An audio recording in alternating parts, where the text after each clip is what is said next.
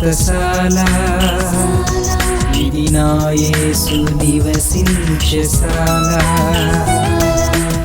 దేవునికి స్తోత్రములు కలుగునుగాక, దేవునికి మహిమ కలుగునుగాక. సర్వశక్తిమంతుడైనటువంటి దేవాతి దేవుడు ఈ శుభదినాన మనలందరినీ ప్రేమించి ప్రతి ఉదయమున బెతెస్తా ఉదయకాల ప్రార్థన ఊటలు అనే కార్యక్రమం ద్వారా దేవుడు మనందరితో మాట్లాడుతున్నాడు. ప్రియులారా, ధైర్యపరుస్తున్నాడు, స్వస్థపరుస్తున్నాడు, ఆదరిస్తున్నాడు. ఆయన కృపను నిండుగా అనుగ్రహిస్తూ ఉన్నాడు. అందుకై దేవదేవుని స్తుతిస్తూ ఉన్నాను. మీ అందరికీ శుభములు, వందనములు తెలియజేస్తూ ఉన్నాను.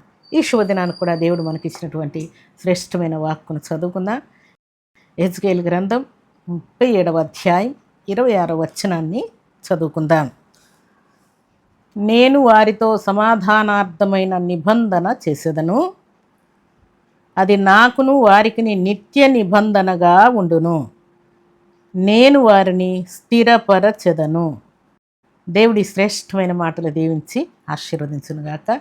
సర్వశక్తిమంతుడైనటువంటి దేవాతి దేవుడు మనతో నిబంధన చేస్తూ ఉన్నాను, ప్రమాణం చేస్తూ ఉన్నాను, మీకు మాటిస్తున్నానని దేవుడు ఈ శుభదినాన చక్కని మాట మనకు తెలియజేస్తూ ఉన్నాడు. ప్రియులారా, దేవునికి స్తోత్రములు కలుగునుగాక.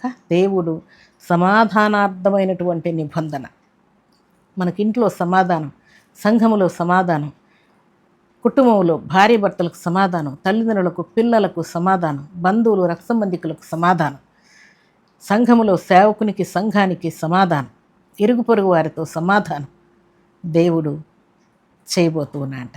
సమాధానం చేసి మనకి ఎలాగుంటుందంటే, భూమి ఆకాశమైన గతించును కానీ నా మాటలు గతించవు, పర్వతములు తొలగిపోయిన మెట్టలు తత్తరిల్లిన నా మాట, నా కృప నిన్ను విడిచిపోదని దేవుడు సెలవిస్తూ ఉన్నాడు.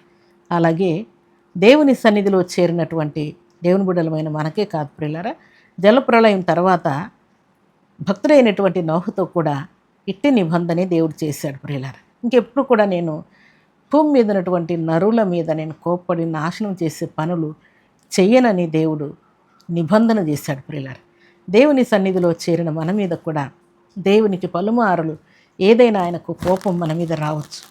పలుమారులు ఆయన మాట మనం ధిక్కరించినప్పుడు, ఆయన ఆజ్ఞానుసారంగా జీవించినప్పుడు పలుమారులు దేవుని కోపం రావచ్చు. కానీ ఎన్నొచ్చినా కూడా దేవుని యొక్క నిబంధన మాత్రం దేవుడు మర్చిపోంట. ప్రియులారా, దేవునికి స్తోత్రములు కలుగునుగాక. అలాగే ఆయన సమాధానార్థమైనటువంటి నిబంధన అంత విలువైనది, అంత శ్రేష్టమైనది.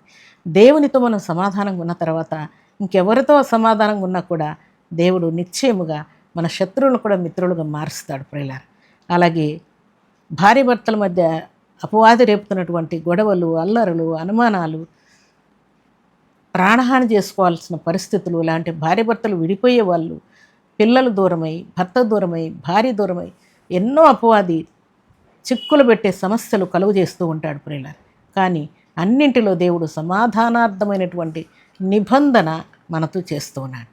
దేవుడు నిబంధన చేశాడు గనక భార్య భర్తలు విడిపోవాలనుకున్నా విడిపోలేరు. ప్రియులారా, దూరం కావాలనుకున్నా కాలేరు. తల్లిదండ్రులు పిల్లలు విడిపోవాలనుకున్నా కూడా దేవుడు వాటిని జరగనేడు.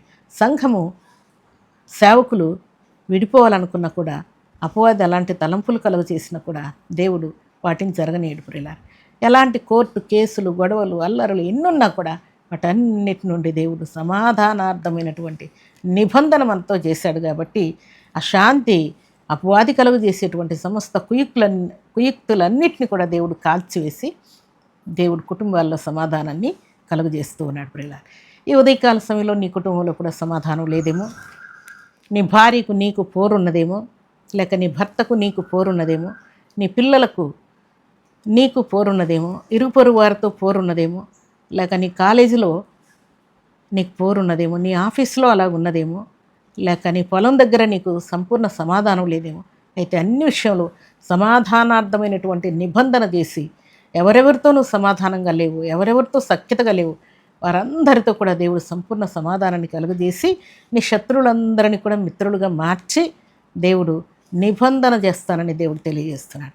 దేవునికి స్తోత్రములు కలుగునుగాక. మీ కుటుంబంలో సమాధానం దేవుడు సమృద్ధిగా కలుగజేసి నిత్య నిబంధన మీతో చేయనుగాక. అలాగే తల్లిదండ్రులతో సమాధానం కలుగునుగాక, సంఘానికి సేవకులకు సమాధానం కలుగునుగాక, అన్నదమ్ములతో ఒక్క చెల్లెలతో సమాధానం కలుగునుగాక, ప్రతి విధమైనటువంటి అభ్యంతరాల ఆటంకాలన్నీ కాల్చబడునుగాక. దేవుని కొరకు బలమైన సాక్షులుగా మీరు నిలిచి ఉందరుగాక. ఈ శుభదినాన దేవుడు మనతో సమాధానార్థమైనటువంటి నిబంధన చేశాడు గనక ఇహలోకంలో అమౌంట్ కోసం గొడవలు పడేవారు, లేక వెండి కోసం, బంగారు కోసం, విలువైనటువంటి వస్తువులు వస్త్రముల కోసం, లేక భర్త కోసం, భార్య కోసం, తల్లి కోసం, తండ్రి కోసం, ఇల్లు పొలాలు స్థలాల కోసం గొడవలు పడి సంపూర్ణ సమాధానాన్ని కోల్పోతూ ఉన్నావేమో. అయితే శుభదినాన దేవుడు అంటూ ఉన్నాడు, నిత్య నిబంధన దేవుడు నీతో చేసి ఉన్నాడు.